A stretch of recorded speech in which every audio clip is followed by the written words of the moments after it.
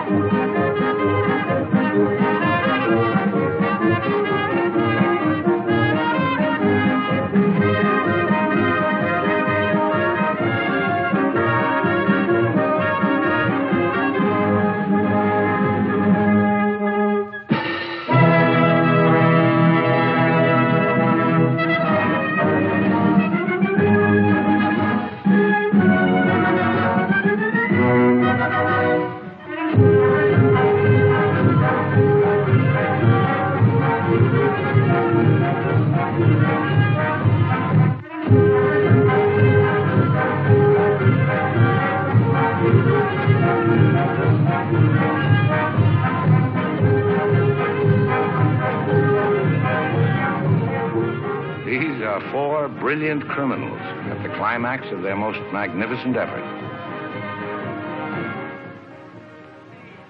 This effort began 6 months ago in Porto, where we were all aboard the ship for Africa. And they were my associates in a quest for uranium. An element not one of them knew the first thing about, except that they'd heard you could get dough for it. Big dough. Who? I mean, what do you suppose they are? Businessmen, does it matter? Well, if we're going to be on a small boat with them for weeks and weeks. I only said they might be fellow passengers. Harry, we must beware of those men. They're desperate characters. What makes you say that? Not one of them looked at my legs.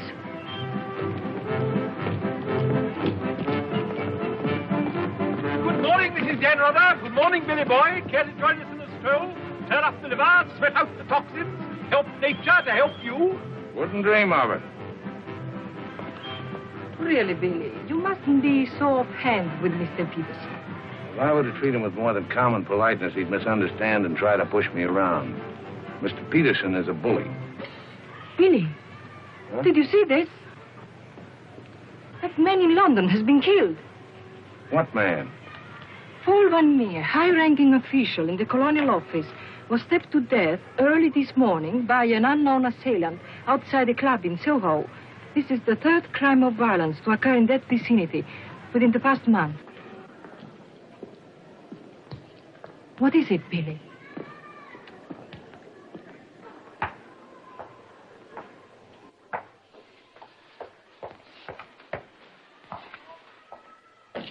In heaven's name, Billy, say something.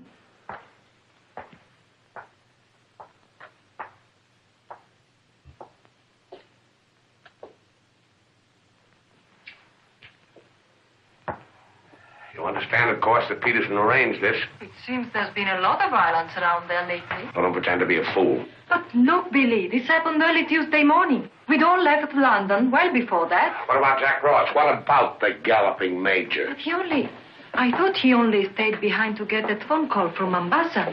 If it came through, he'll be here this morning. Well? Don't get so excited. Don't jump to unpleasant conclusions. Jump? They might as well have drawn a map. Why was Peterson worried about Van Meer? What made him think he was dangerous? He was afraid Van Meer wouldn't stay bought. Afraid he'd get the wind up after we'd gone. Get visions of him trotting upstairs to his superiors, announcing I have certain information that certain persons have paid certain sums of money. Don't talk so loud, Billy. To obtain illegal rights to certain mineral supplies. That Indian, that Raja or whatever he was, that you worked for in the old days, he killed a lot of people, didn't he? Ah, but he had a better style. Besides, he was out for a kingdom, half the size of France. What's the difference between that and millions of dollars? We must think of the future, Billy. This is our big chance. It may be our last. Except for Mr. Peterson, we couldn't even pay last night's hotel bill. Where are you going? Have a cafe, drink a lot of Pernod, and listen to the band. You won't make a fuss, will you? It doesn't do to make a fuss. You have to think of the main objective. Naturally, it doesn't do to be fussy.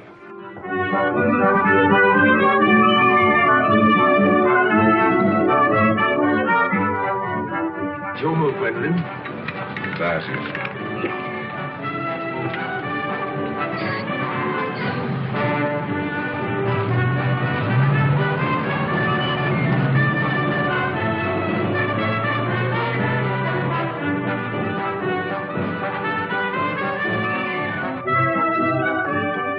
Luggage is in there. Read up.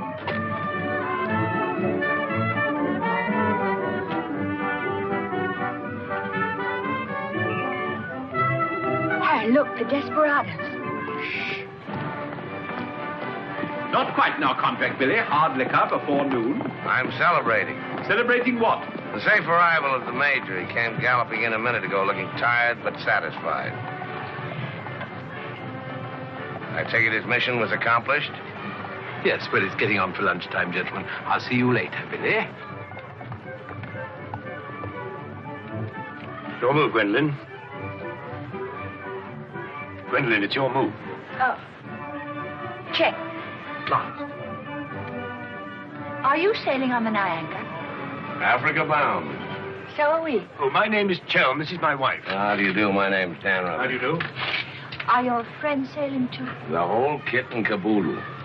You're a very mysterious group, I must say. Really, Gwendolyn? How so mysterious? Well, for one thing, you all appear to be of different nationalities. It's your move, Gwendolyn. Check. I have a theory about you and your friends. Correction. My associates. As a matter of fact, I think you're doctors. Evil ones, I mean. You're going to the heart of the jungle where human life is cheap to perform ghastly experiments which require the sacrifice of thousands on the altar of science. You must excuse my wife. She has a very lively imagination. Check me. I don't know how you expect me to play a decent game when you keep talking all the time. Harry's been all out of sorts today. Usually he's a wonderful loser. Good morning, Mr. Dunrada. I bring you the captain's compliments, along with the sad news that the sailing of the SS Nyanga has been postponed. Now, look here. This boat is definitely, most definitely scheduled to sail at 2400 hours. Scheduled, Mr. Chelm, but not, I fear, destined to do so. The fella gone, or is the captain drunk? Oh, of course the captain is drunk. But the real trouble is with the oil pump. Well, it's not good enough. Simply not good enough. Quite right, sir. But you're putting it too mildly. The present oil pump is no good at all. Well, how much delay does this mean? To locate, bargain for, purchase, and install a new one will require, I should say, more than a day, less than a fortnight. Utter, hopeless inefficiency. Probably it isn't the oil pump at all. Just making it an excuse to hang about and pick up extra cargo. Guns or opium? I wouldn't be surprised if she turns out to be a smuggler. What a miserable place to be stuck in. Squalid, fifth-rate port. Ever been in Forteventura before? No, I don't know this part of the world at all. Oh, I thought not. Otherwise, you wouldn't be so upset about staying. Magnificent country. Ruins to visit by moonlight, fine stretch of beach. Back there in the hills, one of the few spots left in the world where you can get decent food and drink. It's called the Blue Pavilion. I insist you give me the pleasure of having dinner with us tonight. Oh, that's awfully kind of you, but... Us? You and your associates? My wife and me. The committee? Oh, Mr. Chelm, I want you to meet a friend of mine. This is the Galloping Major. The committee wants you to toddle round. Okay. Right away. I'll be along. Better toddle. I said I'd be along. They don't like to be kept waiting. I'll lay on a car. We'll meet in front of the hotel at 6. Arrivederci. Dan rather. An American, I suppose. Anyway, I quite like him. Time. 24 hours in the day, 1,440 minutes for somebody else to get busy on the same idea as ours. We ought to have got the plane and flown out, as I said from the start. You remember I said it, O'Hara? My name is not O'Hara. It is O'Hara. You hear? Mr. O'Hara. Yes, Mr. O'Hara. But you remember I said it? I said we ought to take a plane. Time. What is time? Swiss manufactured, French hoarded, Italian squandered, Americans say it is money, Hindus say it does not exist. You know what I say? I say time is a crook. If we took a plane, we'd be there inside 15 hours. Instead of who knows where. I don't want any more talk about flying. The sky is for the birds. My feet are on the ground. Both of them. Come in, Billy boy. What's all the fuss about? No fuss, Billy. We're merely wondering what course to pursue in view of this unfortunate delay. Join the peasants in their revels. Go to church. Write your memoirs. Very funny. I like an associate of mine to have a sense of humor. Good laugh does more for the stomach muscles than 5 minutes setting up exercises. And now that we've had our moment of fun, and all the better for it, let's get back to the question. Doesn't this delay call for a cable to your friend in British East? Mustn't send cables. Can't you get it through your head that the population down there has trained noses? They can smell a uranium deal like a cat smells fish. But aren't you afraid, Billy, that when our little party doesn't show up on the date you said, aren't you a teeny bit afraid that your friend might use this as an excuse to begin negotiations elsewhere? If my friend were looking for an excuse, you'd find a better one in the morning papers. What do you mean? I'm talking about the untimely demise of Paul Van Meer. Well, I'm appalled, Billy. What an unwholesome opinion you must have of your colleagues to imagine that we... Look here, Peterson, you don't have to convince me of anything. You don't care what I think as long as I don't do anything about it. And I won't, unless you ever decide to sick that knife-happy little junkie on me. Watch yourself, laddie. Now, Jack, behave yourself. Sit down. For shame, Billy. I think you owe an apology to everybody in this room. And if you're half the gentleman I know you are, I'm sure you'll make it.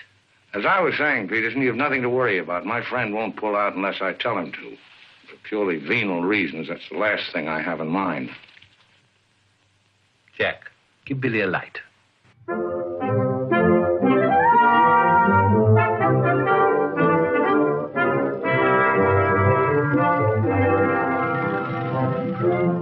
What a wonderful car. It looks as if it had won the Grand Prix d'Elegance many years ago. Oh, it did. It was built for Oraposo. You know, the bullfighter. He had it made this way so he could stand up and take bows. He only got one ride in it, bequeathed it to me on his deathbed. Well, here's to Oraposo. I hope you like champagne. You mean it's yours? Well, I gave it to my former chauffeur, the fat bandit in the front seat. Harry, look at that wonderful villa. Well, that was Bertie Crampton's. Oh, you mean Lord Crampton, in Gloucestershire. His family acres marched hand in hand with ours. Gloucestershire, the cathedral towns, trout fishing, garden parties. What a beautiful life. You know England well? Emotionally, I am English. I serve tea every afternoon with crumpets, and I've always kept up my subscription to Country Life and to Tetler. Trouble with England, it's all pomp and no circumstance. You're very wise to get out of it. Escape while you can. Well, I'd hardly describe myself as escaping. Simply so happened that a relative of mine, first cousin actually, who died recently, happened to be the owner of a coffee plantation. Africa's the place now. You talk about the diamond boys, the gold boys. They just skimmed a little off the top. Potential mineral wealth of Africa's hardly been scratched. Now, there is a villa. Big. Well, that's the Villa Capriccio, famed in song and story, a 3-star attraction in Baedeker. Well, whose is it? Well, the bank's on it now. It used to be mine. Yours? Yes, I brought old Charles over from Fouquet's. You know, the old Fouquet's, to run it for me. Then when I decided to pull up stakes, I bought him this restaurant we're going to. Least I could do to show my appreciation. Well, here we are. Charles! Charles! Wait here a minute while I rout old Charles out. He doesn't even know we're in this neck of the woods. Charles! Charles! She must think we're extraordinarily naive. Knew all those people. Owned that vast villa. Bought this place because he liked the fellow's cooking. What utter balderdash. Oh, perhaps he did. I beg leave to doubt it. Did you notice his wife? She seemed to be rather a sensitive little woman. Really embarrassed by all that rot. I am sorry, signore. As you see, we are closed. We do not open for another 2 months. Charles, what the devil's going on here? This place is falling to rack and ruin. Place is closed. We shall have to dine in the hotel after all. Monsieur Dan. Monsieur Dan. Madame, Why did you not let me know you were coming? You did not say you were with Monsieur Dan. Nothing is close to Monsieur Dan. Good to see you again, Charles. It's been too long, Monsieur Dan. Not since the night you left the villa. Remember your farewell party. I've tried ever since to forget it. Remember how in the morning we escorted you to the train with violins playing and everybody cried like when a king you love very much leaves his country. Aren't you dressed yet? Do I appear to be dressed? Do dress, do hurry. It's the most wonderful day. And Billy wants us to drive out and see his villa. His former villa. Obviously, I can't go. I've got a chill on my liver. What a miserable place to be ill. And you forgot to pack my hot water bottle. You packed it. Gwendolyn, I distinctly remember. Hello. Oh, hello. No, I'm afraid we can't.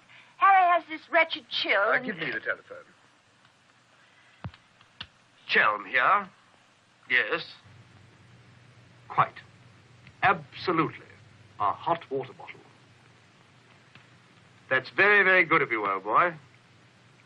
Look here, Dan, rather, would you mind very much if my wife went alone? She enjoys the sightseeing sort of stuff, you know. Splendid. Splendid. I'll send her along. You know, Gwendolyn, nowadays, one simply cannot afford to dismiss people just because they're not one's sort. One has to try and bridge the gulf. After all, it's a new world we're going into. One's got to take it as one finds it. Face it. Use it. Master it.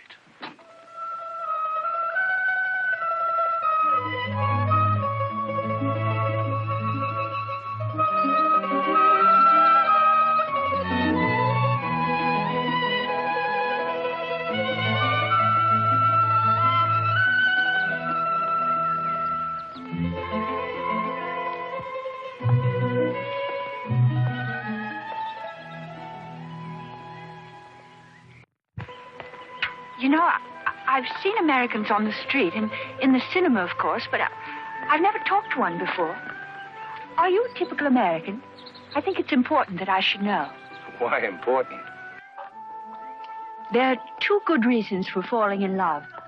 One is that the object of your affections is unlike anyone else. A rare spirit, such as Lord Byron. The other is that he's like everybody else, only superior.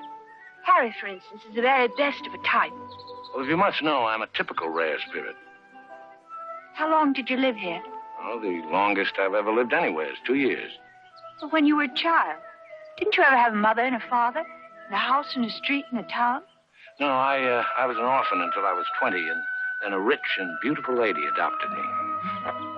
You know, I've changed my mind about your being an evil doctor. You're off to keep a rendezvous someplace in Africa sacred to the tribesmen. You're going to found a new empire and make yourself master of the riches of the world. But you need a beautiful blonde queen to impress the natives as the incarnation of the Queen of Sheba. That's why you're making a pass at me. Am I? Of course. I don't generally go sightseeing with strange men. You don't believe that, do you? Well, I believe anything you say. Do you? Well, you shouldn't, you know. You really shouldn't. Mr. Chelm. Yes? I, Mrs. Dalrada, Maria. Oh, come in. Tea for two and two for tea? Now, that's most awfully kind of you. You shouldn't have troubled, really. Billy told me you had a chill. Bit of one on the liver. 2 tarsal. Milk, of course. Of course. I feel I should like somehow to do him a good turn of some kind. You do? Well, naturally. Oh, I see. Naturally. I think it would be nice if you were able to do something for him. Help him along. Give him the benefit of your advice. Delighted, of course. For instance. Oh, something with business. He was very pleased with that tip you gave him on the way home last night about the gold shares. I've forgotten what I told him. What was it? I don't remember either. I was listening to your voice. I wasn't listening to what you said. You see, if you were helping him, it would be so much easier for us to be together a lot out there in Africa. Was he any head for business? Why, he's simply brilliant. I wouldn't have thought it. But of course he is. You don't suppose I'd marry a ninny, do you? If you imagine that Harry's simply going to Africa to plant coffee, you're very much mistaken. In point of fact, coffee is the least of Harry's interests. In point of fact, the land he is acquiring is extremely rich in certain minerals. Minerals which are indispensable to the production of atomic energy. Harry's land simply teems with uranium. Wouldn't surprise me to see him become the uranium king. So you see, my husband isn't such a ninny as you may have imagined. It might very well be worth your while to go in with him. The potential mineral wealth of Africa has hardly been scratched. Well, I was telling you last night. Well, of course. It's a well-known fact.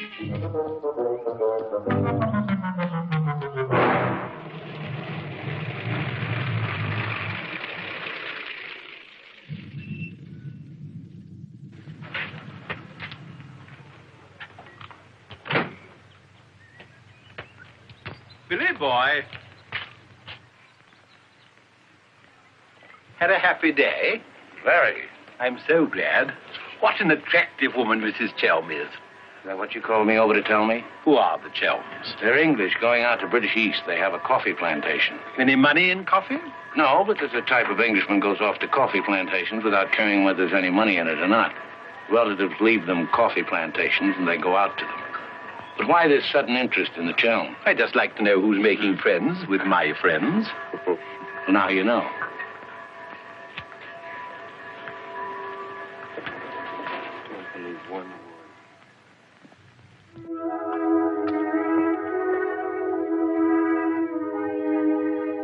You know, if I ever leave you, it'll be for someone of the type of Harry Chell. Well, only for you. I suppose that type of Englishman is like a story I once heard. An English gardener in England was showing some Americans one of those wonderful English lawns. And of course, they wanted to know how to make a lawn like that. And this English gardener said... He said all you have to do is get some good grass and roll it every day for 600 years. I heard that story before you were born. Englishmen tell it when they're feeling down in the mouth. Just don't understand the child type. You're not even listening. You never do. Someday I'll say goodbye and you won't hear that either. One day I shall really meet my type and run off with him. And you'll be simply amazed. That's possible. George Moore said, I learned it by heart years ago. He said that each great passion is the fruit of many fruitless years. George Moore was a very distinguished English writer, you know. Except that he was Irish. Cheer up, sugar. If I make $1 million on this deal, I'll buy you an old English lawn, one we can roll up and take with us.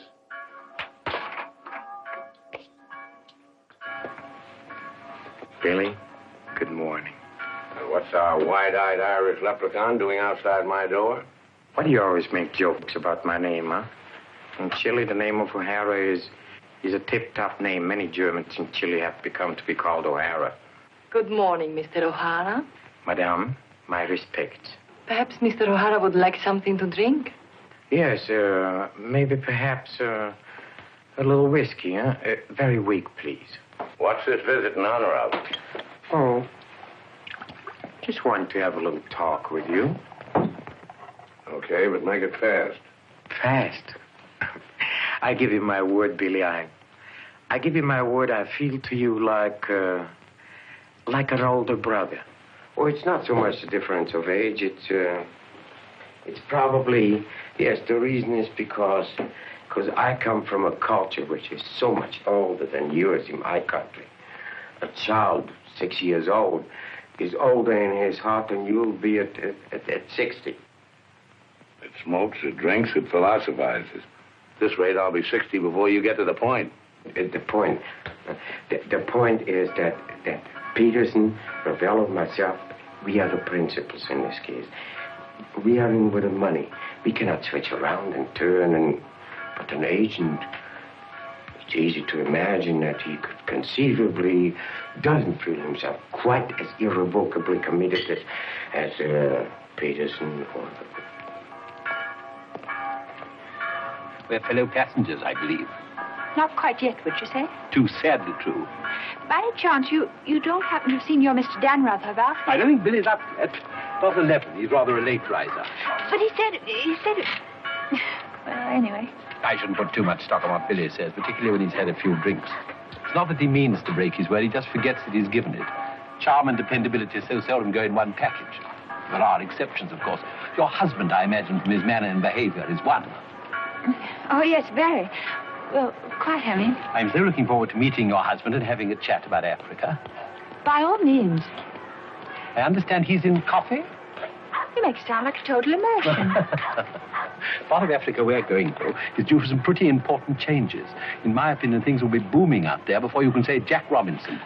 I do hope there won't be too many changes. It's completely unspoiled, I hear, with some of the loveliest scenery in the world.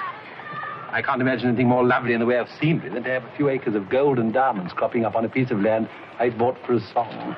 Heaven forbid. Next thing there'd be big, ugly holes everywhere and great, horrid machines instead of lovely scenery. Anyway, I don't think my husband worries much about money and business, that sort of thing. Really? I mean, to appreciate my husband's point of view, one has to understand his background. Those lawns, hundreds of years in the making. Those immemorial elms. Those walls hung with family portraits. Generations of them. Those great echoing galleries where so much of English history is being made. Taxes must be terrific on a place like that. What would people like the Chelms care about taxes with their kind of money?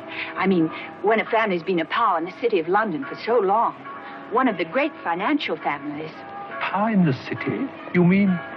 Oh, yes, of course, one of those Chelms. I'm surprised you know about them at all. Very few people do. They prefer to work behind the scenes. I find it rather hard to believe that a man in your husband's position would go to Africa just for the coffee planting. You're very quick, aren't you? In point of fact, he isn't. In point of fact, he has a very special reason. So I suspected. It has to do with sin. Sin? Since the war, my husband has been almost exclusively concerned with spiritual values. He feels that if he can get away there, in the heart of Africa, he will come face to face with essentials. He wants to work out the problem of sin. Sin? Why, yes, of course. Isn't that what we're all most concerned with? Sin? Gwendolyn, what are you doing here? I thought we were supposed to meet on the beach. Harry, I want you to meet Mr... My name is Peterson. Been having the most delightful talk to your wife. She tells me you're interested in spiritual values. I myself am vastly Harry, concerned. we'd really better be going. You'll excuse us, Mr. Peterson? What have you been telling that man? Oh, nothing, Harry. He got onto the subject of religion, and I just happened to mention that we usually go to church on Sunday. Billy, I think it is high time you take stock of yourself. Can you truthfully say about yourself, I, Billy Danreuter, have acted fairly and squarely to my associates, huh? But of course he can, Mr. O'Hara. Everybody knows Billy's the soul of honor. Shut up, sugar. Perhaps he is the soul of honor, and perhaps appearances are deceiving. You mind telling me what it is I'm supposed to have done? Nothing. It's your conduct. Your conduct doesn't... Your conduct does not inspire confidence, and confidence, Billy, is the most important necessity in an undertaking of our kind. One may be completely innocent, but if one's actions invite suspicion, one might as well be guilty. To be trustworthy is not more important than to seem to be trustworthy. Billy, have you done something you shouldn't have? Tell me, Billy. Tell me the truth. My conduct. Who do they think I am, their hired man? But you are, you know. You are the hired man. How good and kind of you to remind me. How good, how true, how kind.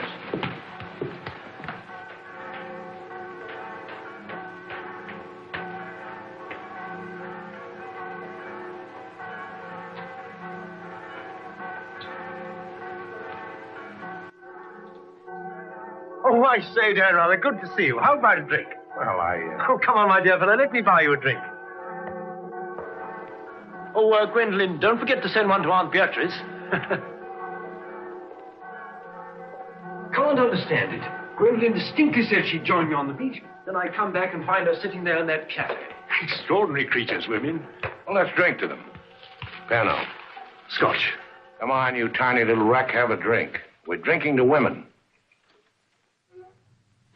Take the drink, but won't join you in the toast. Glass of Irish. Women. Hitler had the right idea. Keep them in their place. Kleine Kinderkirchen, babies in the kitchen. Say what you want to about Hitler, he had his points. Come. Look This here. generation's had its chance. Hitler, Mussolini, those were the men. Now is the age of the barbarians. The world's going up in smoke. I say let it come, get it over with. Well, if you don't mind, I'd like another year or so of worry. Worry? Just 1 minute, laddies. I've just 2 or 3 words to say to you, laddies, and that's don't worry. Don't ever worry. I'm in a position to know secret information. The Rosicrucians, the Great White Brotherhood, the high secret orders, which have no faith. You must have faith. Faith and power, secret power.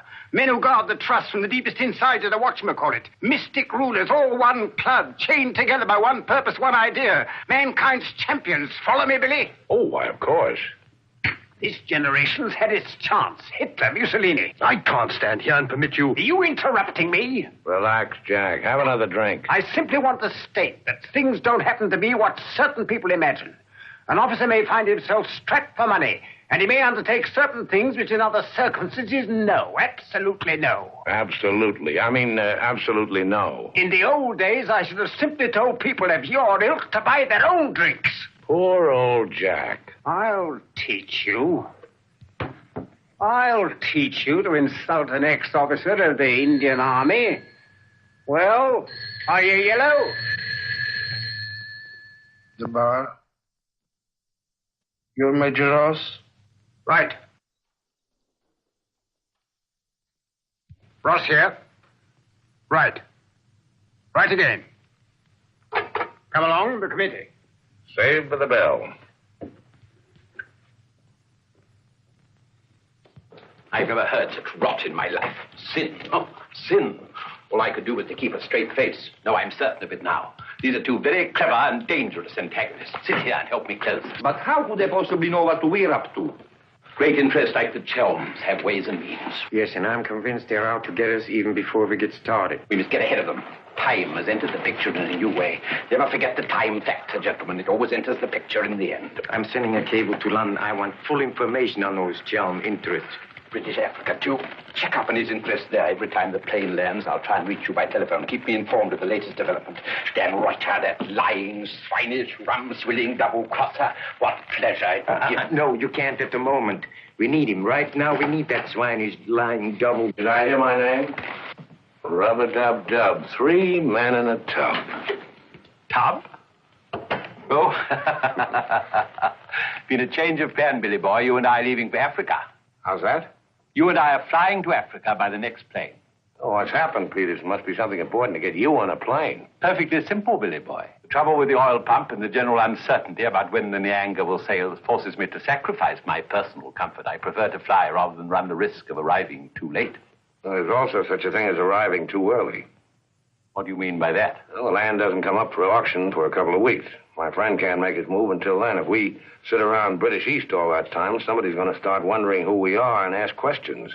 Is that your real opinion, Billy, or are you just looking forward to a long sea voyage with the attractive Mrs. Chelm as your companion? Or perhaps you have even other reasons. Such as? That's for you to know and for us to find out. You'd better get your packing done.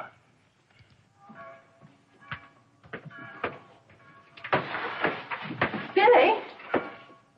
Where are you going? Off to Africa, flying. Just like that? Weren't you even going to kiss me goodbye?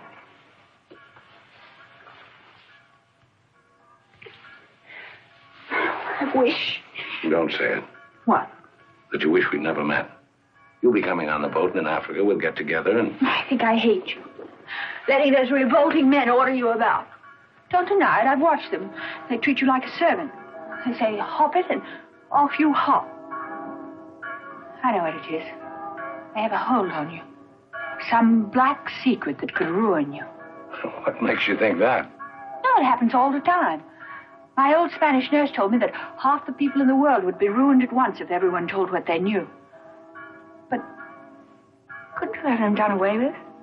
I mean, you must know plenty of people who could bump them off. It probably cost a good deal, but it'd be worth it, certainly. Well, it's not impossible, except that afterwards I wouldn't have any money. This way I stand to make a lot. Millions? Maybe. Then perhaps your connection with those men isn't quite so undignified as I thought. Those millions, would they be pounds or dollars? Well, either way suits me. No, that's very careless of you. The state of the pound is so uncertain. You must think in terms of hard currency. Maybe I should hire you to handle my affairs. You could do worse. I'm awfully intelligent, Red. Come along, Billy boy. The car's waiting.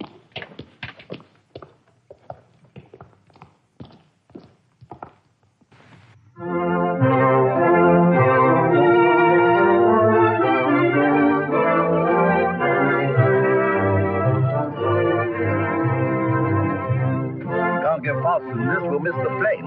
Press on! Press on!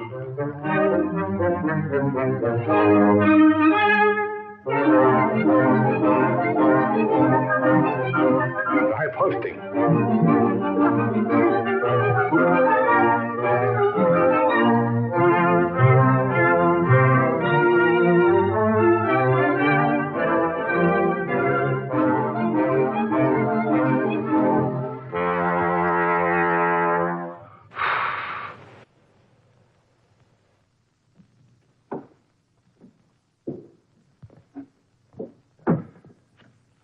Bisogna spingere. Push, push.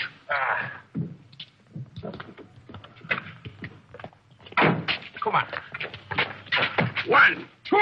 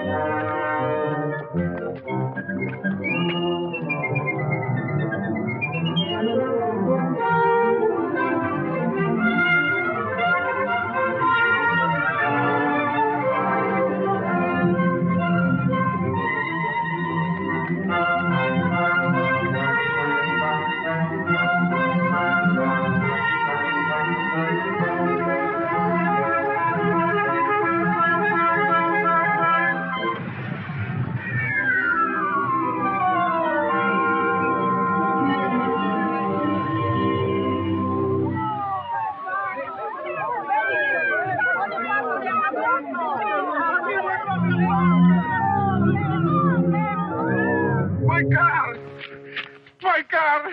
My beautiful car! You did that on purpose. What? You planned it that way. I know what you're up to. I know everything. I know about the uranium on the Chelm's land, the Chelm interest in the City of London. The what?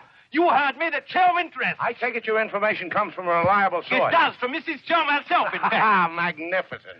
Simply magnificent. You must pay me back for the loss of my beautiful car. If you weren't a benighted jackass, if you could see as far as you could spit, you'd know there's no such thing as a Chelm interest. You'll have to do better than that, Mr. Danruther. Very much better than that. Don't believe me. Check with London. If you find out he's anything more than a down-at-heel Gloucestershire squire, you can have my services for nothing. You mean Mrs. Chelm is an unqualified liar? Well, let's say she uses her imagination rather than her memory. You will make restitution. We know, Mr. Dan, either the money or a new car. Why, you fat bandit, I gave you the car in the first place. How I came by it is beside the point. The fact you gave it to me doesn't make it any the less mine. Shut up. That's right. Threaten me. It is not enough that you destroy my beautiful car. Now you... my beautiful car!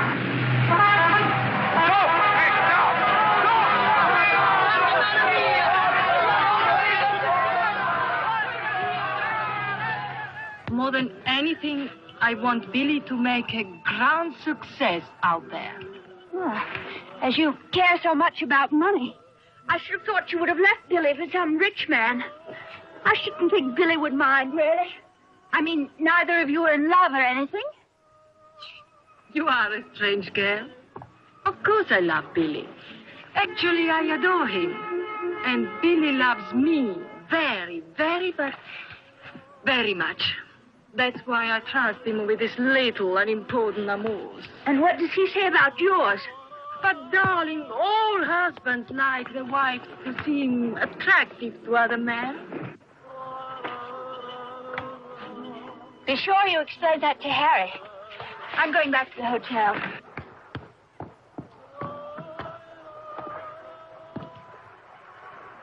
Mrs. Stanrother, Maria, I'm afraid, I have some shocking news for you. The boat is not going at all? There's been a terrible accident. Your husband's car drove over a cliff. The people on the bus saw it fall into the sea. It seems almost certain that... What is it? What are you trying to say? He's saying that Billy is dead. It's become necessary to redistribute the stock in our company. Stock. What good is the stock now? We can't deal with the Radar's friends. Not without Radar. All the effort, the money, everything went over the cliff with that car. Ravello, you forget the English are very sentimental people. I tell you, there is nothing that Billy's friend will not do for his widow. And in black, she's a very touching figure. Poor Maria, you really have had a wretched time of it. You are very understanding. If only there was something I could do. Just now, if you could bring me an aspirin. I have a headache. Don't move. Just you wait there. I'll be back in a moment. Mussolini, Hitler, and now Peterson. A great man, a great loss. I'm going upstairs and reading my Bible. Why all the clothes? Maria has a headache. What's the matter with you? Go away. My dear girl, I'm as sorry about Dan rather as you are. But after all, it isn't as if he was one of our oldest friends. I was in love with him. He was a very pleasant acquaintance. What did you say? I was in love with him. Really, darling, have you no control over your romantic fantasies? I loved it. Can't you hear me? I love you. I love you. Oh, rot. You're just dramatizing again. By George, you were right after all. I did pet it. Oh, what shall I do? I feel so I were drowning. He's dead. He's dead, and I'm left in a fool like you. I tell you what to do. Have a bit of shut-eye. You wake up in an hour feeling your old self again, and there'll be no more silly stories about falling for a middle-aged roustabout. So? Oh, please go away. I'll just take these to Maria.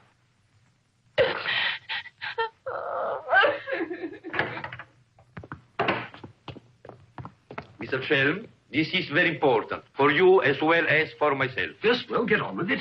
There is now an opportunity for you to secure enormous profits with virtually no risk. I want to beat about the bush. Our purpose in going to... For you as Billy's widow, it will be very easy to persuade his friend in British East, and for capital, we have charm. Quite evidently, you've been misinformed as to my interests.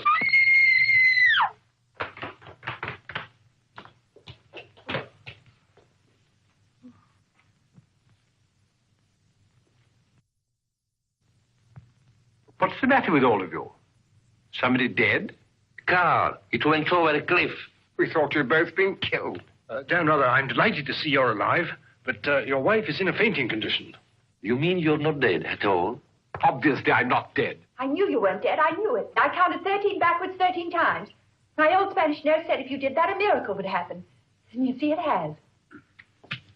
Ladies and gentlemen, I bring you the glad tidings.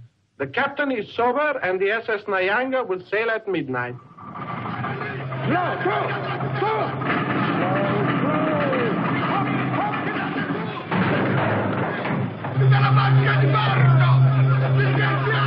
I can't see it anywhere. What can have happened to it? My dispatch box, where is it? A black tin box this size. What have you done with it? Guardi che la sua valigia gliel'ho messa in cabina. I told you to take the most particular care of it. I shall not go on board till my dispatch box has been found. Having trouble, Chell? I think that I can't cope with myself, thank you. È la seconda volta che glielo dico. La valigia gliel'ho messa in cabina. È inutile che insiste con me. Says he put it in your cabin, whatever it is. Idiot! Why didn't he say so in the first place? Say, look. What's happened to Harry? Been giving me the fisheye all evening. Oh? What is it? Perhaps it's because when I thought you were dead, I told him I was in love with you. You what? I couldn't help it. It made you seem less dead. And? Oh, he didn't believe me. He thought my nerves were upset. Sort of delirium. He thought it quite a joke. The idea of my inventing a love affair with a middle-aged roustabout like you. That's what he called you. Well, now that I'm back in the flesh, you'll begin wondering about that delirium of yours. I suppose seeing you alive is different from thinking of you dead. You're just great, cooped up on that tub with a suspicious husband. Billy.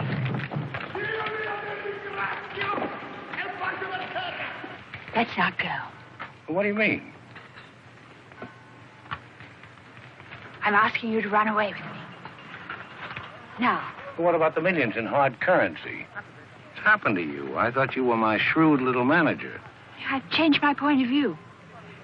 I thought we'd get to Africa and you'd make your fortune and everything be wonderful, but now I think it's all too risky. Too many things can happen. I want us to cut and run for it right now. You really mean that? With all my heart. Oh, no, that's impossible. Why? Well, for one thing, Mrs. Danleather might not go for the idea. She's not quite as sophisticated as you are. Please, Billy, listen to me. I've thought it all out. We'll take the bus and catch an express for somewhere. The shot's not on the table. You're not in love the way I am. If I loved you 1,000 times more than you say you love me, it still wouldn't make any difference. I've got to have money. Doctor's orders are that I must have a lot of money. Otherwise, I become dull, listless, and have trouble with my complexion. But you're not like that now, and you haven't any money. It's my expectations that hold me together. You really mean that, don't you, darling? Sure, I mean it. And your main reason for wanting lots of money is so that you'll be ever so attractive and I'll love you more and more. That's right, baby. I'll help you, Billy. I can, too. I'm something of a witch. My old Spanish nurse said I could have been professional. Don't look now, but they're raising the gangway.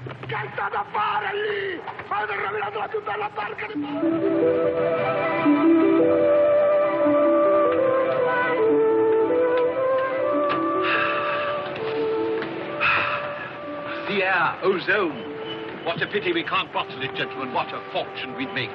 Neptune's mixture. Now breathe deeply. Remember, every breath is a guinea in the bank of health.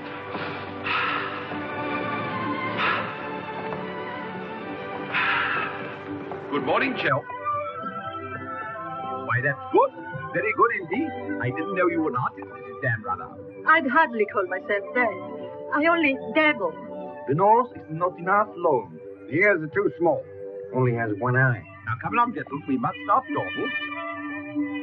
Blow and down, bully, blow and down. Blow, blow, blow and down. Blow and down, Betty, blow and down. Good morning, Mrs. Chelm. Let's hope she breaks her neck. Blow and down, bully, blow and down. Blow and down, bully, blow and down. Blow, blow, blow and down. Blow and down, bully, blow and down. Give me some time to blow and down. Mr. Peterson? Mr. Peterson? Radiogram.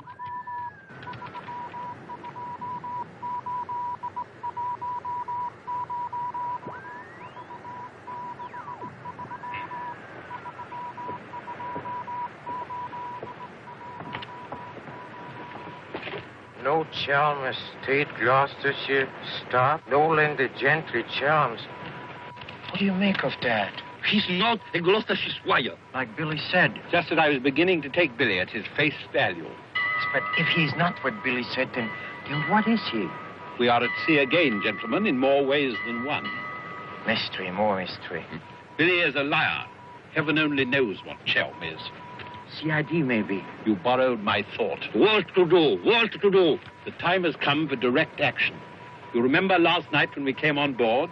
The fuss he was making about his dispatch box?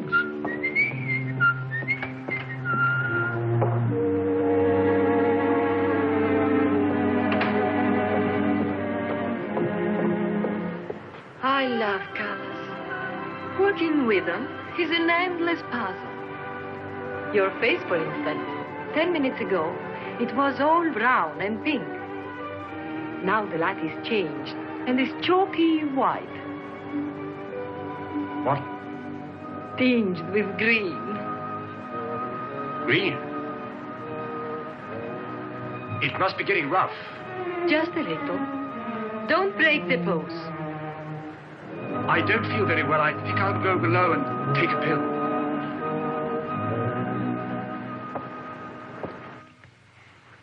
It's incredible. Harry Chelm is just Harry Chelm. nothing. Nobody. A ruddy refugee from Earl's Court. With a hold bottle. Look. And the letter of introduction to the secretary of the governor. The secretary, mind you. Disgusting. Purser! My box. Beat up and down, isn't it, sir? It's gone. Oh, yes, indeed. Major Ross took it. I saw him sneak it out of your cabin. I like to keep my eye on what goes on aboard the ship. Where did he take it? I believe Mr. Peterson's cabin. In fact, I'm sure.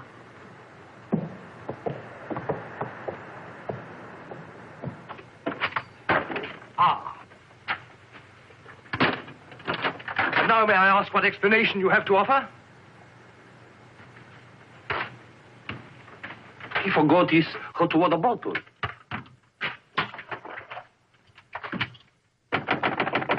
Billy? Come in. Billy, have you heard what's happened? I've seen the paper in days. It's not funny. They've stolen Harry's dispatch box. Who stole his dispatch box? That dreadful little major. He took it to Peterson. They went through it. It's all your fault. I suppose you know that. My fault? Well, the poppycock you've been peddling, all that junk about the Chelm interest in London, uranium on your land. Well, in a way, you're the one to blame. I'm the... I mean, you acted so superior. I was falling in love with you, and I couldn't bear it for you to think I was just a nobody. Married to the son of a boarding house in Earl's Court. The son of a what? A boarding house. That's what Harry's parents do. They run a boarding house for decayed gentlefolk. But the way he talks, the way he acts, I thought that... It's just that he sees himself in a place in the West Country with trout streams and horses, leading the life of a country squire. It's not his fault if people take it for granted that he has a place like that. He's never once said that he had. No country gent, son of a boarding house or whatever he is. I suppose I'd better get his box back. Oh, he got it back himself. Well, then there's no harm done. Except that Harry's gone to the captain. He's going to have them put in irons. He is what? He says that's what they did in the Royal Marines. Look here, Skipper, there's a perfectly simple explanation for all this. I happen to own a dispatch box which is very similar to Mr. Chelm's. When I didn't find it in my cabin, I asked Major Ross to see if it had been stowed away somewhere else by mistake. The Major found what he thought was my box in the saloon with some other luggage. The box has been in my cabin ever since we sailed. Under the berth. As soon as I saw the box, of course, I realized at once that it wasn't mine. I simply opened it to find out to whom it belonged so that I could return it to its rightful owner. I can't conceive why this gentleman should imagine I should be interested in a box containing patent medicines. I'm not a hypochondriac. Purser, tell the captain exactly what you told me about the box.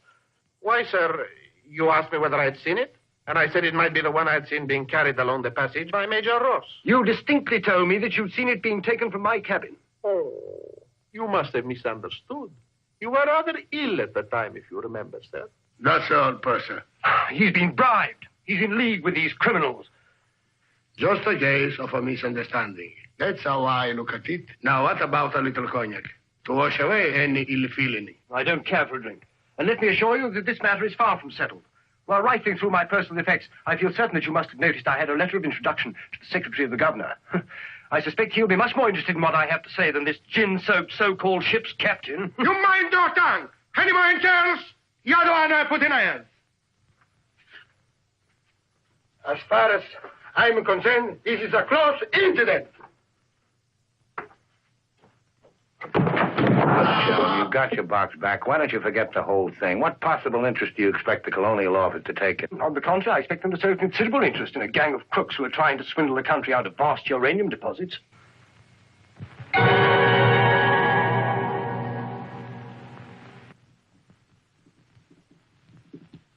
Just one moment, sir. What leads you to believe? This gentleman obviously hasn't seen fit to inform you that during your supposed demise, he attempted to lure me into your nefarious venture. Unfortunately for you, he acquainted me with all the pertinent facts. Facts which I intend to communicate to the proper authority at the very earliest opportunity. I thought you were dead. That's what they told me. Everyone told me you were dead. And if you were dead, we head to a fresh capital. Didn't we? You, Ravello, my own partner, sneak up behind my back and try to cheat me. The milk's spilt. It's no good crying over it. Get after him, Billy. Calm him down. Talk to him. See if you can't get him to change his attitude. I'll try, but I don't think it'll do any good. I don't know why we have to worry about Chelm's attitude. Talk's no good. Conversation never convinced anybody. I say put an end to words. Shut up, Jack. Time factor has entered the picture again. This time, fortunately, it's working on our side. 2 weeks before we reach port. That should be plenty of time to convince our friend, Chelm. I beg you, please end all this trouble. If things go on, either you will be done away with before we ever get to Africa, or you will leave and denounce Peterson to the authorities, and that will be the ruin of all my plans and hopes. In the long run, you'll do much better to get clear of these people. They're thoroughly undesirable. The long run. I'm tired of the long run. I am not even thinking about them or about myself. It's only you that concerns me, Harry. No need to worry about me. Ever since I met you, you fill my thinking. You are becoming an obsession. Don't you understand, Harry? I am deeply in love. Maria. My dear.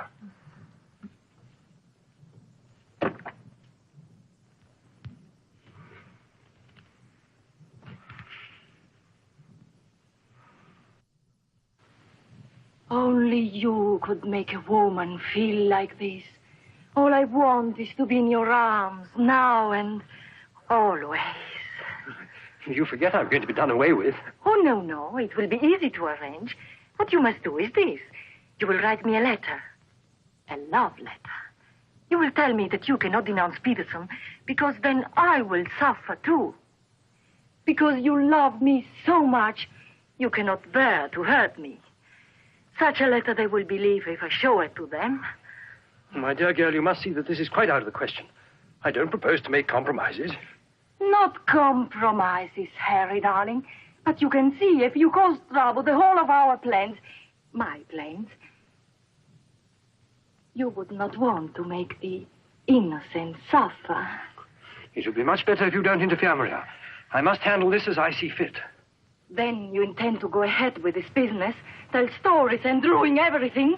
It will be much better if you cut loose from these people. No happiness can come from such an association. Harry, I'm asking you not to do this. Please, write a letter. Then there will be no trouble for you, no trouble for us, no risk when we get to Africa. I'm sorry, my dear. We English are a very pig-headed lot. You think you can get away with this? But Maria, my dear good Maria, listen. First you made love to me. Now you tell me you will ruin me. You'll forgive me, but it was you who made... Oh, shut your trap. Go on, do what you like. You think you're such a brave man. I'll tell you what you are. You are a heel. Huh. What the blazes now?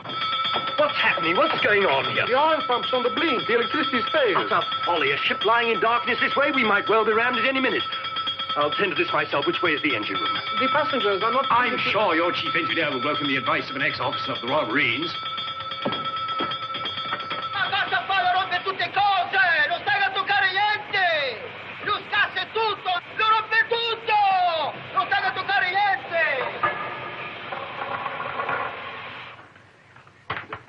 Look here, you fool. Are we simply abandoned to our fate? I insist on something being done. For instance? Well, give out the lifebelts. Organize the boat drill. The clientele are requested to remain calm. To remain calm? Does the captain feel no sense of responsibility for the lives of his passengers? It's my opinion that the captain doesn't feel much of anything at the moment. Do you mean to say he's drunk? The fellow ought to be made to walk the plank. I'm afraid just now he cannot walk at all. But this is outrageous. Oh, sit down, old man. What have you got to worry about? We're only adrift in an open sea with a drunken captain and engine that's liable to explode at any moment. Perfectly ordinary situation. Happens every day. But just in case any of you are still at all anxious, let it be known that Mr. Chelm has taken charge in the engine room. Who's taken charge? Harry, and he'll foozle it for sure. Shall I get out the hymn books? Your husband claims to have learned all about the engine and such things when he was an officer in the Royal Marines. If he ever was. In point of fact, not only was he an officer, but he once won a medal for jumping into a sea of fire to rescue someone. It's only a bit of wreckage, not a man, but that wasn't Harry's fault. Just a slight error in judgment. Oh, the lights, they come on. He must have fixed it. Impossible. The engines are turning. We are underway. I still say it's impossible. Ladies and gentlemen, may I have your attention for a moment? I'm happy to inform you that the oil pump is now in perfect working condition. Putting it right was no great accomplishment for anyone with the slightest mechanical bent. Anyhow, we may now proceed without further delay and in absolute safety. Oh, Harry, you did. You fooled it. But you wrecked my ship! Where is your sailor? Forward, please. Captain wants to see you. There you are. You devil! You wrecked my beautiful ship! Nothing of the sort. Some scallywag down there sabotaged my work out of pure malice. You exploded my engine! Now, keep your head boys. Let's all behave like little gentlemen. Stay out of this, stand, mother. I can handle the brute. What's happened now? Do we get the life of bail? Do we abandon the ship? There's no immediate danger. The passengers were pleased to return to the saloon. We're heading for the nearest port, and there seems to be some chance of our making. Let's go. Come along. Now, who was last down? Blast. Billy boy, be a good fellow and make a fourth at bridge. The Major has no head for cards. A few rubbers will soothe all our nerves. Oh, thank you. I'll soothe mine with a double scotch. In fact, I think I'll make it a triple. No ice, no water. Right, sir. How about you, dear Mrs. Dan Brother? Little bridge? Oh, so sorry. I have the most fearful headache. I think I'll go to my cabin. Oh, what a shame. Well, boys, we'll have to make it cutthroat. What about Harry here? Maybe he'll take a hand. That, under the circumstances, is a most unsuitable suggestion. Gwendolyn, I must ask you to either move to another table or else leave the saloon. Oh, Harry, for heaven's sake. I don't care for my wife to associate with an associate of criminals. Don't be absurd. Billy's not a criminal. He's the best friend we have on this boat. We're not in need of such friends. You need any friends you can get. The only thing standing between you and a watery grave is your wits. That's not my idea of adequate protection. Purser, how much longer before this ship reaches port? If we ever do get to port, it should be within 14 or 15 hours. That's a long time. Sit down, make yourself comfortable, have a drink. Enjoy the Major's piano recital. Come on, Peterson, buy us a drink. I'm afraid I can't accept hospitality from persons whom I intend in a few hours' time to denounce in a place of justice. 2 spades. I admire your sang-froid, Mr. Peterson. Or perhaps you don't think I'm serious. We shall see. 3 clubs. Gwendolyn, are you going to do as I say? Not when you speak to me in that tone. Not when you try to order me about. In that case, Where are you going? on deck where the air is less polluted.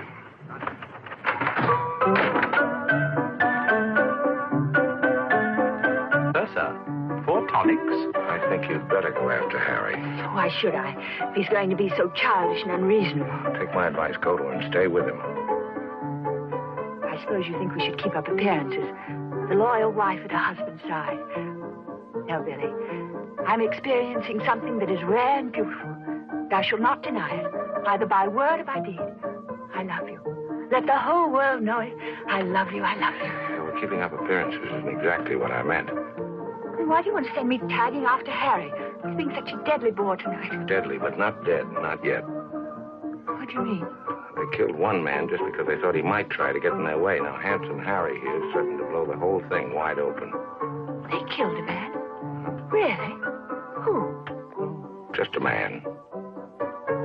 Well, for all Harry's being too tiresome and my loving you to distraction, I still wouldn't want to see him done in. He has some perfectly darling traits, really. I mean, like always remembering one's birthdays. No, we simply mustn't let anybody murder Harry. Now, keep him in your cabin. Never let him out of your sight. Keep him under lock and key. Oh, Billy, that awful music. It's so loud. It comes right into our cabin. Peterson, tell the Major to soft pedal it. And while he's about it, he might change the tune. Oh, don't you like it? It's one of my favorites. I'm afraid he doesn't know any others. Do you, Jack? Oh.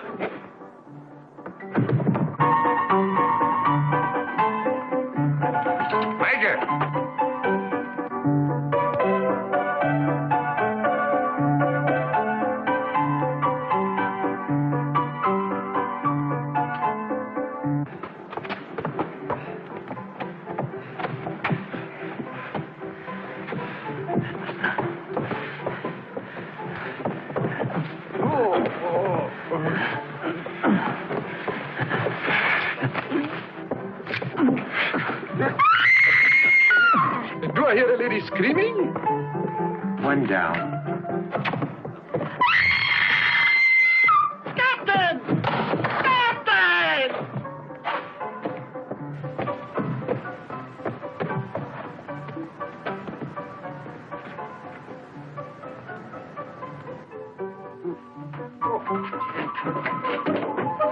What happened? Oh, Billy, all that screaming. I thought someone had been killed. Someone nearly was. Indeed, they were. Look at the Major. Better get a new act fitted and the curtain's going down on this one. Every time I turn my back, someone makes trouble. The passengers break the engine, they beat each other with the feet, they throw each other overboard. That man attacked me. How you? You again! If I struck him, it was in self-defense. He came sneaking up behind me and tried to run me through with his sword. Is that true? Well, It's no use, Billy. My trying to protect Harry any further. I may as well tell the whole truth. Captain, it grieves me to confess this. But in point of fact, my husband has an illness of the mind. The medical word for it is paranoia.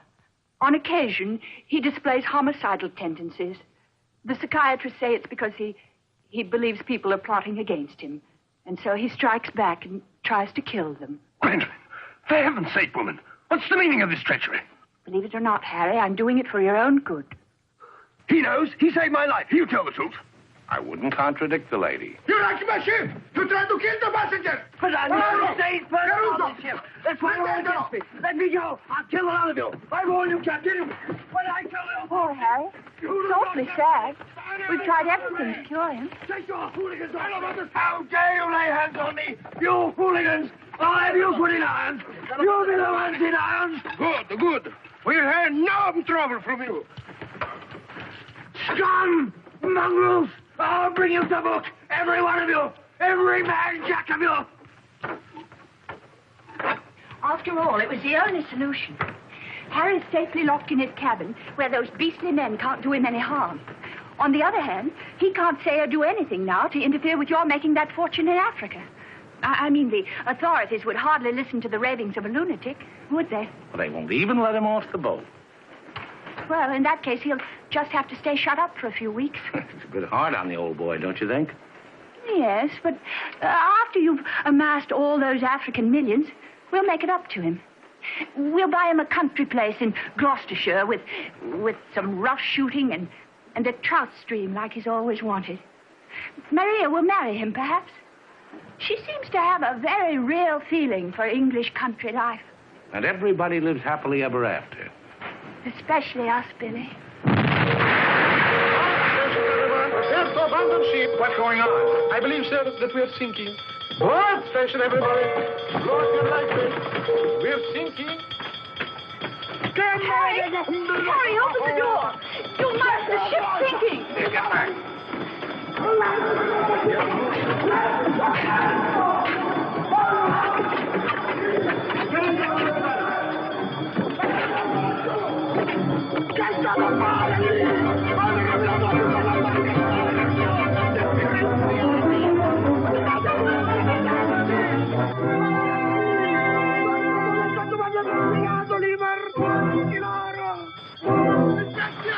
Tirate su! Naviganti! Che state a fare lì? Che avete rovinato la più bella barca di bordo! Disgraziati! Tirate su! Naviganti! Muovetevi! Guarda che domani con bambino, se vanno con me, questi messaggi loro! Ammitterete! Che muovete continuo! Presto la sbracco, sbrigatevi! Sbrigatevi! Calate la sbracco a mare! Presto! Presto! Guardatela giù! Sbrigatevi! Sbrigatevi! Alla! Alla!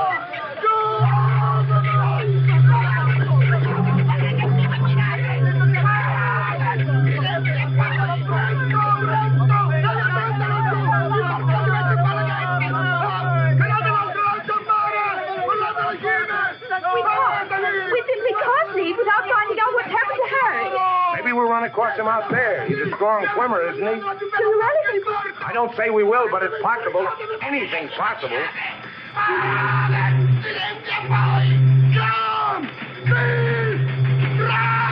Dio mio, ti ringrazio e passo per terra! Speriamo che incontri un branco di pesce cani!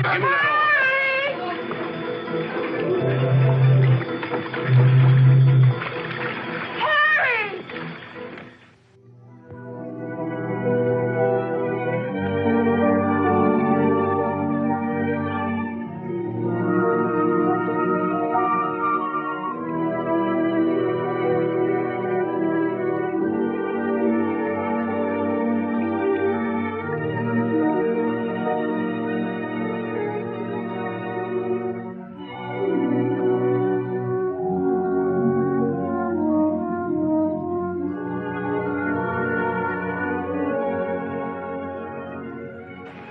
Where do you suppose we are? Africa. What part of Africa? Yes, that's important. What part? Not a bad place to land. No customs, no forms to fill out. Tell us at once where we are. It's important I know.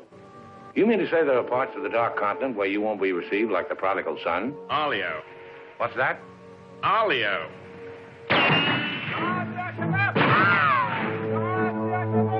Better get down, everybody. Adams! Get rid of your passports, boys.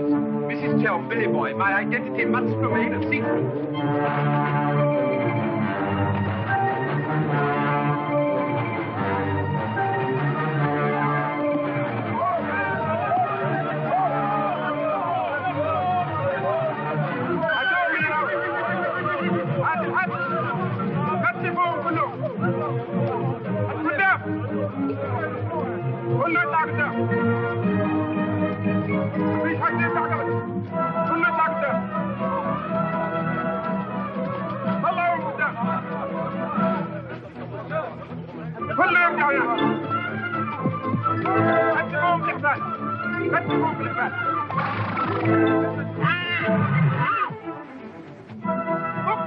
Olio, what's that? It was a company that sold arms to the Arab legions.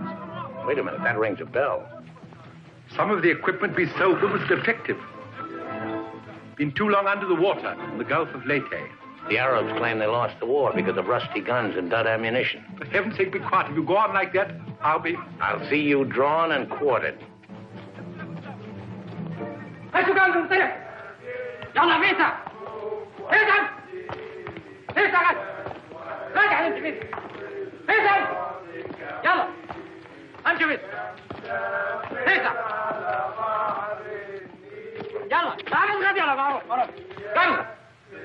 Are you going to allow them to bully you in this way? Why, it's simply... Shocking. Harry wouldn't have let them do it. He had a sense of dignity.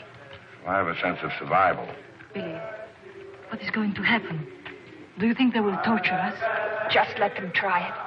I'm a British subject. I wouldn't say it too loud.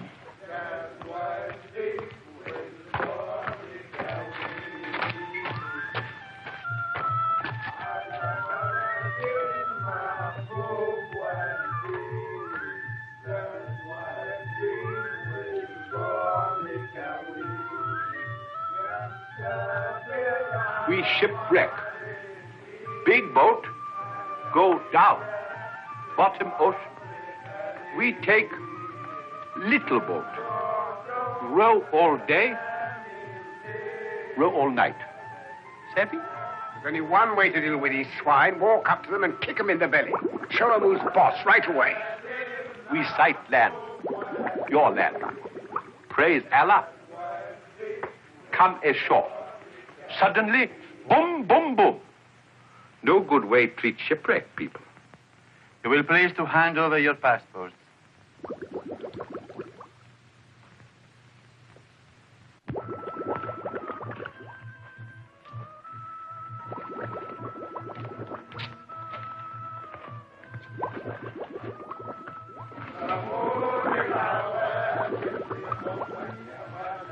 There seem to be 4 missing.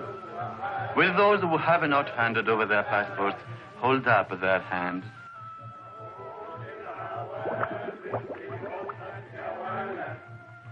All left on board ship, Your Excellency.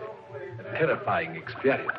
An incompetent crew, a burning ship, put overboard in a small boat at dead of night. What was the name of the vessel? The SS Nianga. She's a Portuguese ship. I will investigate whether such a ship has been reported lost at sea. Well, does it stand to reason, Your Excellency, we should come to this shore in a small boat if we'd not been shipwrecked? Our country is in a state of unrest. Oh, I am sorry. Agents of certain foreign governments sometimes try to enter it by stealth, hoping to fan the flames of revolution. Therefore, we check carefully on the activities of strangers. But surely, Your Excellency, in our case, one look is sufficient to convince you of our innocence.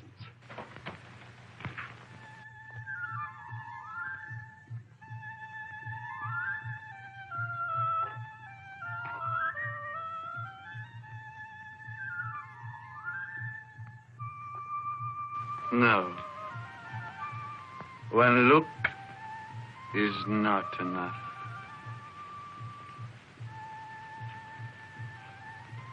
If you think we're the enemies of your country, the logical thing is to boot us out. Send us packing by the first available boat or train. We shan't object. We've got important business elsewhere. Where is elsewhere? Central Africa. And what sort of a business? Vacuum cleaners, sewing machines. Ah, yes. Businessmen. All going to Central Africa to sell vacuum cleaners. Hat to hat, I suppose. And you, sir, I take it, are the head salesman, the ringleader of this group. Oh, no group. We met for the first time on board ship. Complete strangers to one another. Liar! The others all look at you each time I ask a question. I am a keen observer. You four are together. Oh, no, my fat-gutted friend. I'm not the illiterate, simple-minded native you're fool enough to take me for. I am a great man, a serious man. I spit on you, too. I spit on you and all your life. Off to the wrong star, Peterson. There's only one way to deal with these swine. Swine! You'd better be careful. My husband, my late husband, who was drowned in the Niagara disaster, happened to be one of the most important figures in the British government, Sir Harry Chelm. In point of fact, we had letters from the Prime Minister and the Queen telling everybody to be particularly courteous to us and our friends. So you see, if any harm befalls us at your hands, it will become a major international incident. Would you instruct that one that in my country a female's lips may move, but her words are not heard? Harry. If only you were here. And now, sir, you will stop abusing my intelligence and tell me who you really are and what is your actual purpose in being here. I'm a sick man. I've got a bad heart. I mustn't talk anymore. You refuse to answer. Well, that is interesting. It makes of it a contest in a game at which we excel. We of this country have had 4,000 years' experience in asking questions and getting answers. Who are you? Why are you here? Don't hit me again. My heart. I have an attack.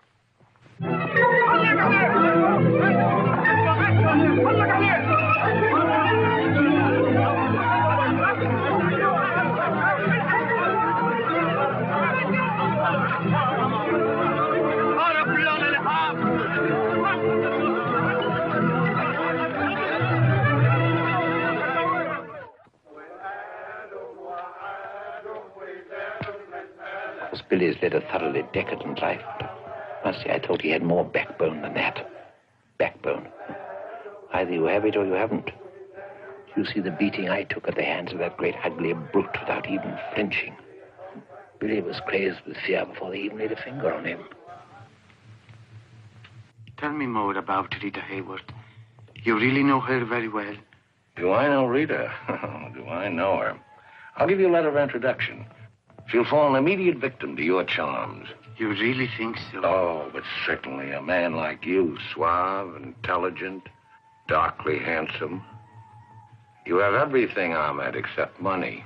And if you listen to me, a boat will be placed at our disposal, a very slow boat, so that Fat Gut's check will have plenty of time to clear. And you will trust me for your share? Does one man of the world ask another to trust his own brother? Oh, no, Ahmed. You give me a check for half. Your demands are very great under the circumstances. Why shouldn't they be? Fat Gut's my best friend. I will not betray him cheaply. You are certain that you are the friend of the peerless Rita? Come, Ahmed. Line back to business. Very well. 50-50. Oh, by the way, Fat Gut's nature is noble like ours. He might try to bargain. I do not bargain with a puffball like that. It's beneath my dignity. It'll be dawn soon. The correct hour for a firing squad. But if we have him shot, what about the money? Well, I was just thinking that if he had a volley at the psychological moment, he might not be so inclined to haggle. I believe you must have Arab blood. Westerners are not usually so subtle. يلا يا علي نمسك الراجل التخين. يلا بينا. يلا. Look, Halamite. Look, Halamite. Where are you taking me? I won't go. I demand to see a doctor. Would you say that in Paris, among smart people, the Rolls-Royce or the Cadillac is considered more chic? Well, that's no problem at all. A man in your position should have both.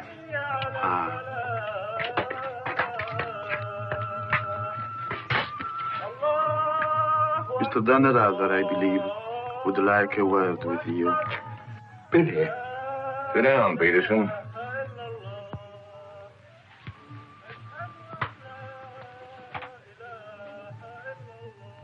I've been talking to Ahmed here, and he's made the move.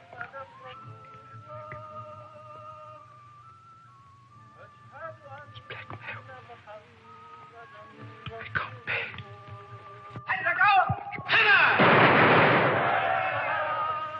What was that? Paris, but it's execution day. Will he take a check?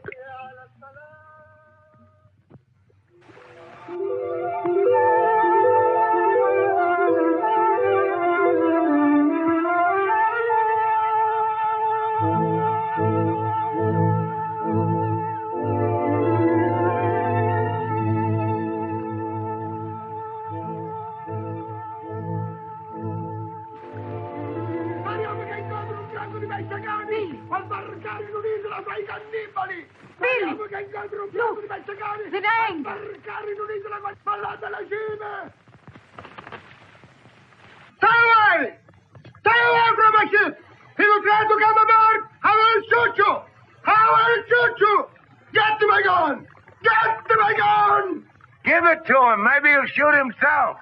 My gun! My gun!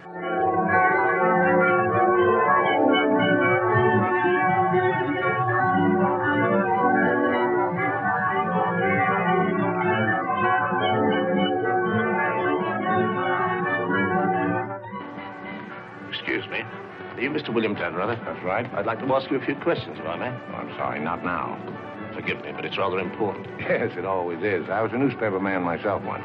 Well, you may quote me as saying that everybody was heroic except Mrs. Danrother, who ate all our boots. Very amusing, but I'm not a reporter. Oh? Jack, go to the phone, make reservations. The first plane to Nairobi, 6 seats. Yes, and if they don't have any, talk to the right man and tell him if he kicks other people off the plane, we'll make it worth his while. I always said we ought to take a plane. You remember I said that, Mr. Horror. I said we ought to take a plane. Mustn't dawdle, Billy boy. Great deal to do and not much time. Those were the other members of your party? Yeah, I'd like to talk to them, too. Well, what's it all about? I believe you were acquainted with a Mr. Van Meer, now deceased. Peterson, you and the boys better come back down. The gentleman here wants to speak to you, a Mr. Jack Clayton of Scotland Yard. You take your wine here or upstairs, Mr. Dunn? No, we'll have it here. Care to join us in a drink, Clayton? No, thanks. It's a bit early in the day for me. I read somewhere that a Scotland Yard man never accepts a drink from anyone he intends to arrest. Is that true, Mr. Clayton? Quite so. Mrs. Dunrather? No, I'm Mrs. Chelm. This is Mrs. Danrother. No, how do you do? Well, I wouldn't dream of alarming you lovely ladies, so perhaps I'll have a glass of lovely after all. Peterson, how do you do, sir? How do you do? Ravello. And Mr. Horror. O'Hara, Julius O'Hara, delighted. No, I'm the one to be delighted. It had begun to look as though I'd never catch up with you people. That would have been a bit embarrassing. You see, this is the first time I've ever been abroad on an investigation. I've spent quite a lot of money. And my chief can be very sarcastic about the money one spends, particularly if you fail to deliver the goods. Mr. Clayton is presently interested in the Van Meer murder case. The Van Meer murder case? Oh, yes, yes. That fellow in the Colonial Office. Yes, I read about that in the paper. It was a shocking affair. According to Mr. Van Meer's appointment book, Mr. Peterson, you had lunch with him at the Savoy a few days before his death. That's quite correct. Mr. Van Meer was an expert on African matters. We wanted his advice about affairs in British East. Do you recall the subject under discussion? Vaguely. Crop yield. The native labor situation. Inches of rain. Vaccination. Shorts. How long do you know Mr. Van Meer? Oh, a couple of months. We met half a dozen times. Did he ever make mention of any enemies, business or otherwise? Did he say anything about romantic attachments? I mean, did he name any women? No. I should have been very surprised if he had done. Mr. Van Meer struck me as being every inch a gentleman. Oh, of course. Well, that's all. Unless somebody has anything further to add. I have. I think you ought to know that the business of one of these businessmen is murder. I beg your pardon. Major Ross, I mean. I can't guarantee Major Ross murdered this Van Meer person. I assure you, however, he attempted to murder my husband with a long, thin dagger, which he always carried about in what looked like an innocent swagger stick. Go on, Mrs. Chum. You see, Major Ross is employed by Mr. Peterson there to do his dirty work.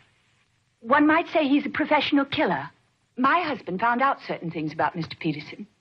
Things, in point of fact, that are a matter of empire, involving, as they do, a plot to exploit our kingdom's uranium resources. And that's why Mr. Peterson decided to have him done away with. Don't run away, Mr. Peterson. That's always tantamount to a confession of guilt. Tantamount is what I call it. More champagne, Clayton? No, thank you.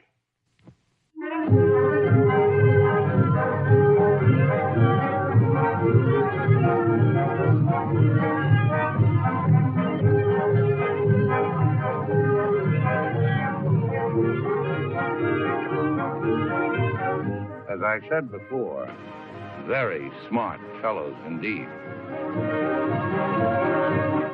Should you ever think of me in Earl's Court, that's where I'll be, helping Harry's parents with the lodgers.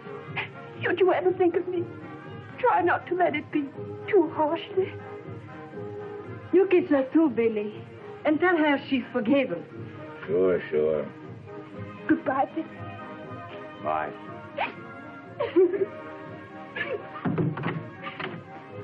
For Mrs. Chelm. Just came on the ship's wire. Oh, by the way, Mr. Danrada, do you know that your associates are all in Husgau? Oh, not that I'm a bit surprised. I put them down as thoroughly bad characters, right off the bat. But then there are so many bad characters nowadays. Take mine, for instance. Harry! He's alive!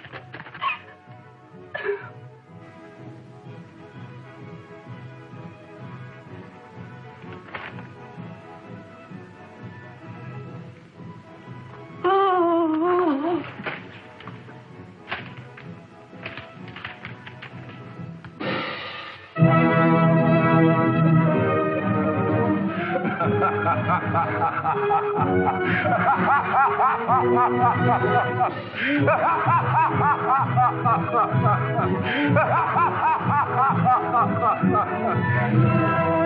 Oh, this is the end.